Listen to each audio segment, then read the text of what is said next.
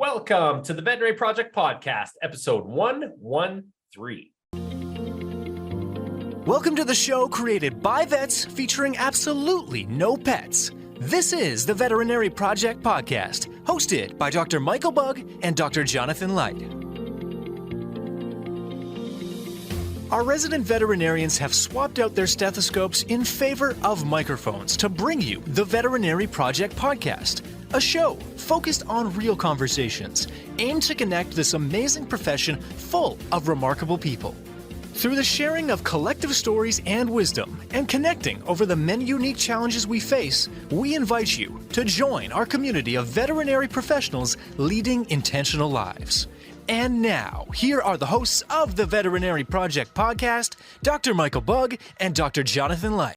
Welcome back to the Veterinary Project Podcast. You are joined by Dr. Michael Bugg, Dr. Jonathan Leicht, Mikey to the B. How are you doing today? I'm doing well. You haven't dropped a Mikey to the B in a long time. You know what, dude? You got to switch it up. You got to switch it up. That's like old school. That's vet school days. Today is all about how to be a rock star in life and short versus long game. And when it comes to Mikey B, you've been running this since the start. Okay, I like it. Well, thank you. A lot of probably too much credit there, but I'll play a rock star for 20 or 30 minutes here.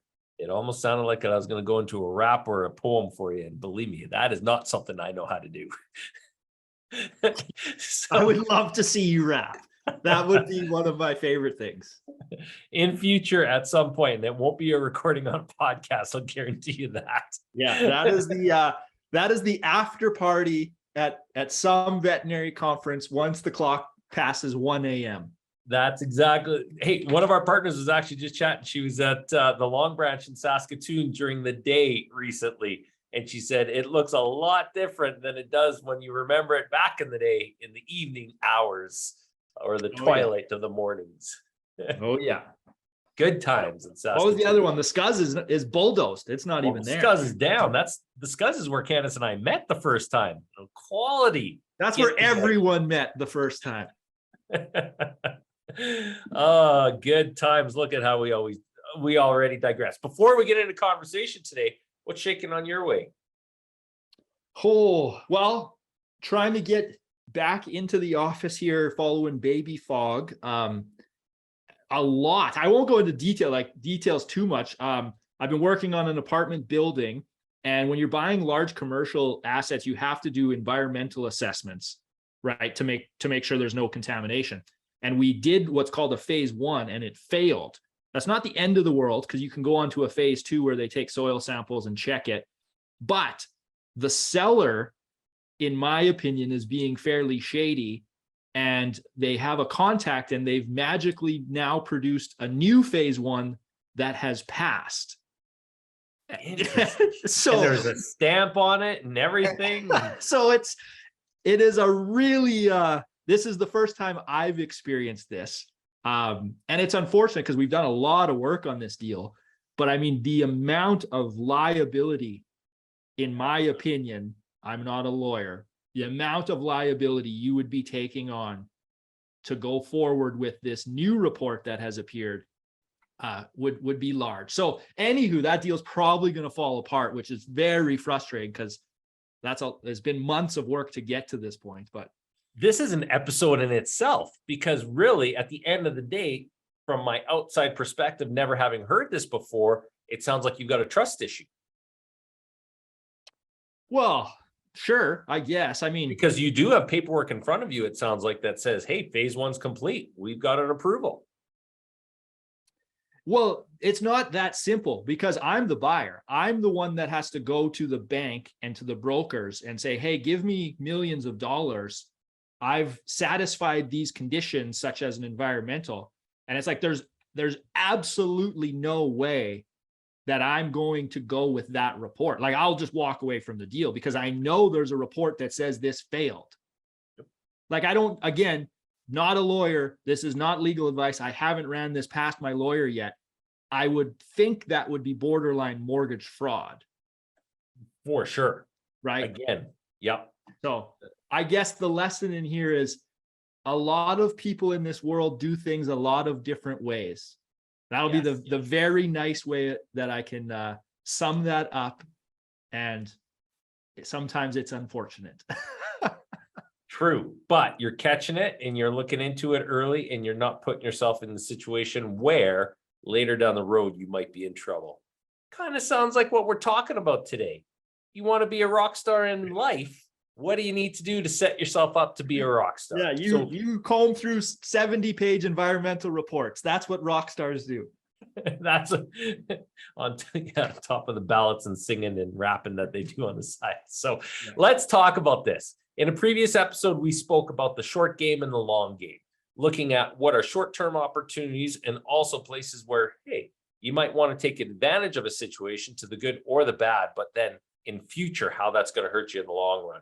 So if you want to be a rock star in life, and that's our theme of the day, Mike, short-term, long-term games, short-term opportunities, and we're going to relate this to veterinary medicine and life in general. So for those of you that aren't interested, it might be time to turn it off. Otherwise, let's get into the action.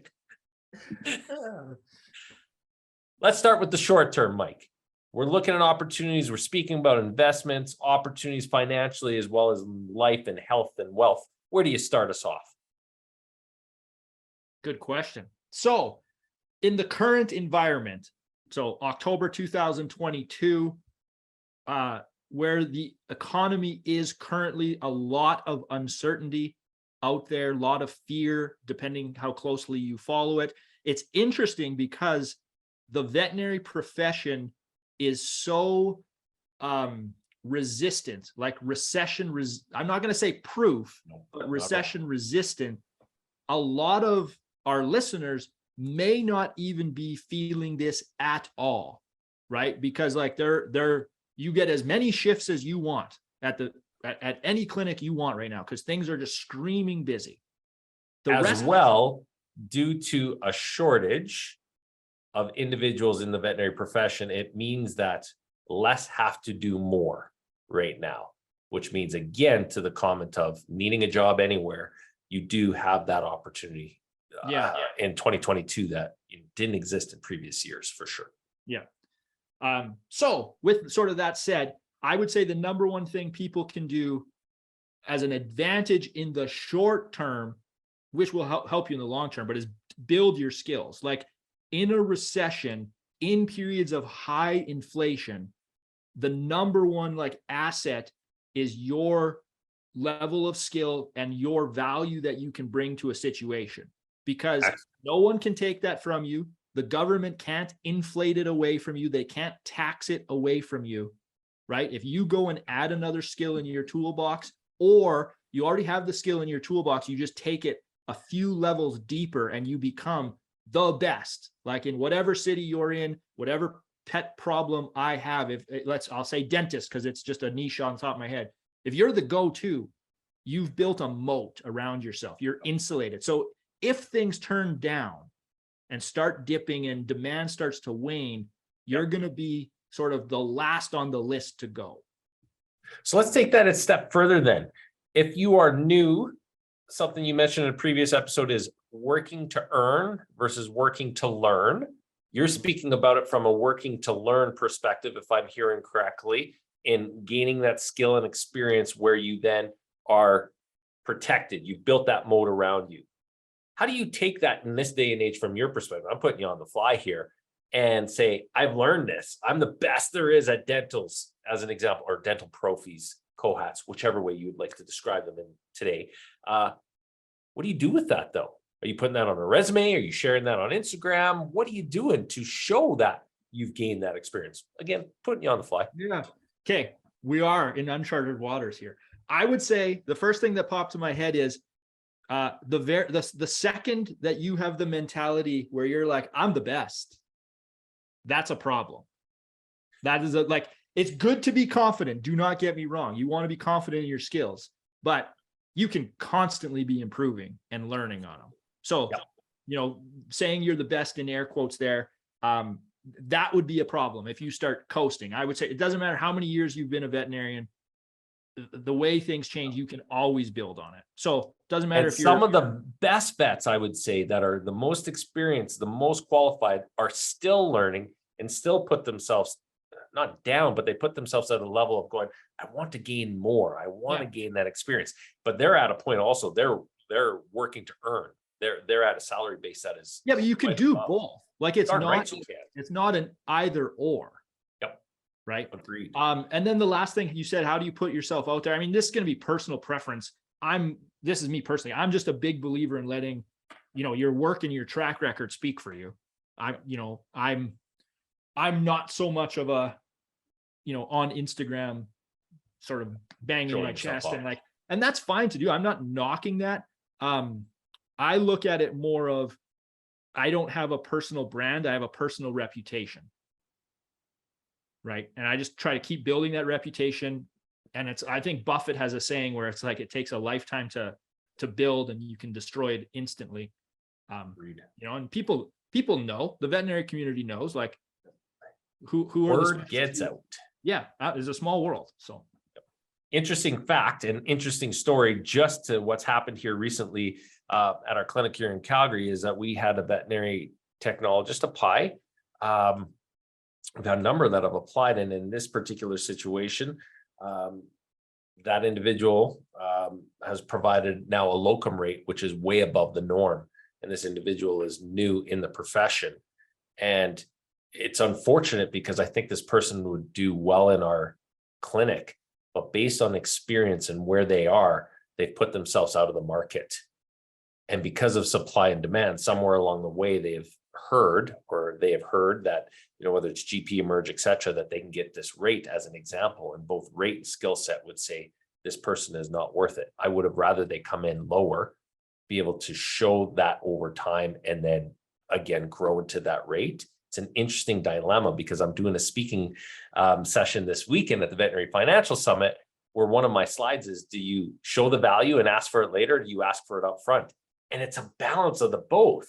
But this person, again, in short-term pain, has gone too far the other way, where my answer back was, well, that's an easy no. It's so far out of what we can go without, and also not respecting the business is going, I can't pay that. Can't come close to paying that. I hope you get it elsewhere. And if you do, please understand the value that comes with that ask. Mm-hmm. I hate doing this to our listeners because it's like, that is another full episode. And that's like, we got to dive into that. And that's I don't know anything of the situation you're talking about, but it relates back to, if things start to shift, wherever they land, they're probably near the top. Like if layoffs ever had to come around, or demand wanes or whatever, you could put yourself in that position where you're first on that list. The economics still have to matter. For sure. Yeah. Other than that, sorry, one last thing I want to say on short term, other than building your skills, is kind of getting liquid / now is the time, if you're a side hustler, to side hustle. Why? In my opinion, because when you look at sort of macro right now, macroeconomics, if you follow, say, the stock market, I have, again, not financial advice, I have no clue if the stock market has bottomed. All that I know is January 6th, 2022, depending on what stock you're following, it could have been as much as double what it is now. Like it maybe has dropped 50%. Some have dropped more, depending what stock we're picking. So if you liked, say, Apple, at a really high price, you must really love it when it's on sale. So if you can go and side hustle in whatever your side hustle lane is, whether it's picking up more veterinary shifts or something totally unrelated, earning that capital and then deploying it into your favorite investment, it kind of counts as double, as long as you have the patience to wait it out and realize you might not have timed the bottom. There could be more pain to come. Right. But it doesn't matter. Like the side hustling in a recession is like supercharging. Correct. And by no means are we giving financial advice, and by no means are we saying that we're in a recession or not, but all the indicators would say, even though consumer spending is very strong now, the workforce is at the strongest it's been in many, many a year, there are still some headwinds definitely in your periphery, without a doubt. Yeah. I mean, the simplest way of looking at it, say you're a fan of just dollar cost averaging in the stock market index. We're not speculating to say that the index has fallen. And so if your strategy is dollar cost average, cool, stick to that. But why not double down in the low times? Like, we know it's lower than it was. That's a fact. We're going to have to do another episode because I'm guessing that there are a number of people that have no idea what you're talking about for dollar cost averaging. Maybe. I don't know. Okay. So I'm going to add to that in the short term as well, too. We've seen interest rates continuing to climb, and every expectation that they will continue to climb. Debt and the provisions of debt in earning your education, and then afterwards going out and buying the non-Maserati Maseratis. What's your view? Take on debt in this time frame? Don't take on debt. Pay it off, maintain it. Again, two people's opinions. Yeah. This is a tricky one because I'm probably one of the most pro-debt people you'll find. I would imagine me and Dave Ramsey would not get along, would be my guess. I don't really I don't follow his stuff that much, but speculating there. And just for anybody who doesn't know Dave Ramsey, I believe if he's still on the same bent, is on zero debt policy. Pay off your mortgage, pay off everything. Do not carry debt. Debt is bad. It's the devil. Off we go. Yeah. So, and on that front, I totally agree with him in terms of consumer debt. That's like crap you put on your credit card that you don't need, don't carry high interest rate balances. I wouldn't go so far as to say no debt, because this gets complex. And I know we're going to try and tap on Isaiah to come back on here and help make this make more sense. It still stands to reason. If you can borrow money at a rate lower than you can earn money, you're still coming out ahead. And if you can borrow money at a rate that's lower than inflation, you're still coming out ahead. But in this current environment, it is coming with a lot of uncertainty because, we know, in air quotes, everything that the Fed is projecting is that rates are going up. I mean, we don't know that they're going up until they officially go up, but the consensus is that they are. So I would say, even as one of the most pro-debt people you will ever find, that's what I have number one on my list in the short term to avoid is over leverage. Over leverage will smoke you and bankrupt you quickly. We didn't even carry our pre-recording notes as we normally do. And I was the exact same. I've got debt in there in terms of increased interest rates, and you named it. If the arbitrage isn't there in terms of being able to borrow and make more than what that borrowing rate is, you're done. Yeah. With buffer, right? So the real estate deals I'm looking at right now, I'm adding so much buffer in there, and I'm refusing to put myself in a situation. In the real estate world, they talk about a BRRRR, which is like you buy something, you renovate it, you refinance it, and then you rent it. Yep. But in the middle of that, to get that complete, you typically have to take on what's called a bridge loan, right? That's where it's like, okay, my apartment building is half empty and beat up, so the bank won't give you a long-term loan. They're going to give you a short-term loan at higher interest rates, right? But if you put yourself in that position where it's like, okay, 1 year from now, I have to come back to a lender of some sort and say, please give me more money, right? And I don't know where those interest rates are going to be. You could literally paint yourself into a corner, and it's like, that's it. It's game over because the interest rates have moved up to a point that makes the debt unserviceable. Correct. So anyway, all of that is to say, right now, do not be over leveraging, but I'm still debt in the right spot still can work. Excellent. Okay, let's move on. We're going to go to long-term. So you want to be a rock star in life? What do some long-term options provide for in terms of making that a more likely possibility? Okay. I'm making you go first here. I feel like I've been talking too much. Plus, I want All right. Perfect. Well, when I think of long-term, I think about this as in the veterinarian stances, we are slowly earning, and we're not there yet to the rate that I think a veterinarian deserves to earn. And deserves is the wrong word, can earn based on the value that they perform. And I think we still have a ways to go there. And what I mean by that in the long term is creating a base salary if you are an employee where you earn enough salary to cover off the basis of your life. If you can do that in a role that you're loving and you're great with, then fantastic. The second piece of that then is hopefully you then created enough of a cash reserve, an investment reserve where you can then go to own businesses, where then you've got the ability to then put some money aside and start being an owner in businesses that have an ability to pay in a different bracket than what a salary will ever allow for. So in my perspective, rockstar long-term, when we're talking from a financial standpoint, financial independence, where you have more money coming in passively or as a direct result of ownership stake compared to your day-to-day financial needs. And I see that once you've hit that base, you've got your salary looked after, et cetera, being able to move into an ownership field to me is the next step. And long-term then being able to take it even further and earn all of those immediate and future needs based on investing income. And to me is the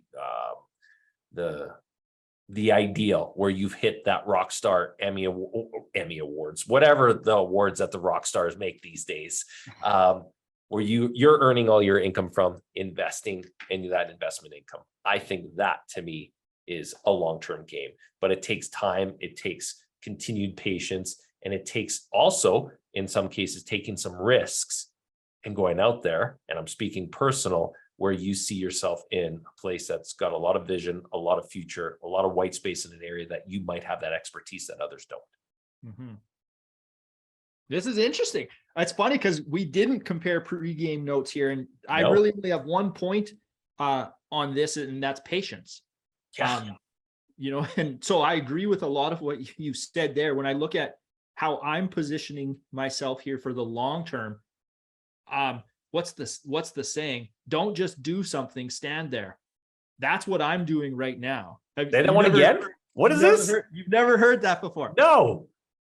Yeah, I'm saying it correctly. It just sounds weird. Don't just do something, stand there. So in relation to investments, what I'm doing is I'm being patient. On the real estate side, like interest rates are rising, in theory, that should mean the cap rates are rising and the value of the buildings are coming down. So what I'm doing right now is I'm trying to position myself and get liquid, have access to cash. And no one knows when this will come, but sometime maybe in 2023, I anticipate there is going to be some amazing real estate opportunities available, right? And then in that time, I'm going to, take massive amounts of action. And I mean, if one came up now, I would take action on it, but macro, I think the time is to just hold. Going over to what you said, I am a massive believer, obviously, in that you should not only rely on your paycheck, right? And so what you spoke about in having some form of business ownership or investment ownership, I totally agree. And I think, we're coming into a time where those initial seed money investments are going to have a really good opportunity long-term being the key there, because it's when it feels the worst. Yeah. And it is. And I pretty much spent all of my time studying like the emotions of investing. And even I'm starting to have a few little cracks where I'm like, holy man. We talk about this offline a decent amount. Yep. Yeah. And it's like, and they talk about that being like capitulation. Yeah. And I'm not saying we're there yet. It could definitely have a lot more to go, but that's the point when everyone just throws in the towel and they're like, I'm done, screw this, screw the stock, whatever their investment is, I'm out. And it's like, knowing yourself. Yep. Knowing yourself, knowing what your risk tolerance is, knowing what you can take on, all part of becoming a rock star in the long term. And that's growth, wisdom, learning, experience, opportunity, mentorship, growth, more learning after that, etc. What I think we've also failed to mention in part of being a rock star in life and veterinary medicine is the whole other part of it, which is non-financial. So it would behoove us not to mention that there's way more important things to life than just finances. They provide a means, but there's still everything else, which is health, which is, believe in faith or spirituality. It is your family. It is your own personal growth, which is outside of finances, everything that goes into life, family connections, friends, etc. So that's for a different episode, but one that we don't have time to talk about today. Just a anecdote on that. So Rosalie, obviously home, she runs her own business and fresh off having a baby. And then we kept Riley home for a few days just because it's exciting and she wants to be around. And I think Rosalie, Ethan, and Riley all went for a long sort of late morning, afternoon walk. And the weather's been just beautiful here. Normally she would be working. Yeah. And she came back in and we were discussing it. Like they were gone for like 2 hours. And she was like, this is what I want. She's like, she hadn't spent that much time with Riley, like in that sort of setting where it's just like, we're just totally connecting. We're not worried about emails. Like work is just kind of on pause. And it's like, we had a good discussion about like, that didn't require money to go do that. Like there needs to be some level of financial security where you have the time to go do that. But you don't have to be a multi-millionaire. You don't have to be a billionaire to do that. And what's so interesting is like, sometimes I think people will put a dollar amount to this dream life that they're trying to accomplish in their head. And that dollar amount will continually push.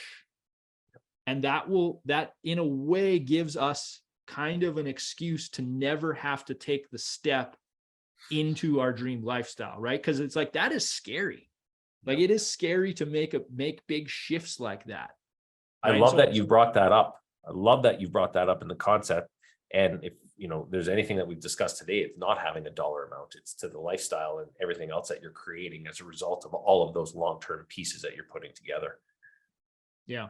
I mean, this is so full of my own personal bias, like, totally. But that's what you get. That's the beauty of being on the Veterinary Project Podcast is you're still here this long, you're listening. Yeah. So for me, that's what it's about, is the lifestyle, right? But excellent. Okay. Well, we are overdue for time. More pieces of that puzzle to come in future episodes. Appreciate, as always, my rock star in crime and partner in crime over there, Dr. Mikey Bugg. Thanks for joining us today. Thank you for listening to the Veterinary Project Podcast. As a recap, on behalf of our hosts, the Veterinary Project Podcast will be releasing new episodes weekly, so be sure to tune in as we bring you more conversations aimed at helping you enjoy a life well lived. If you enjoyed what you heard on the show and you want to stay in the know, please like, love, and or subscribe to the podcast on the listening platform of your choosing, as we're available on all the usual suspects. If you know of others that may benefit from these conversations, we'd love it if you please share the show with them, as this will help us grow our community to reach more and more veterinary professionals. Speaking of which, if you are a veterinary professional and would like to get connected with more like-minded individuals who are joining us on this journey, please send an email to theveterinaryprojectpodcast@gmail.com, and we'll invite you to be a part of our private Facebook group. General feedback, requests for information, or perhaps requests to be a guest on the show can also be sent to the Veterinary Project Podcast @gmail.com. Dr. Michael Bugg and Dr. Jonathan Leicht, thank you for listening to the show, and we'll catch you again next week for another episode of the Veterinary Project Podcast. Bye for now.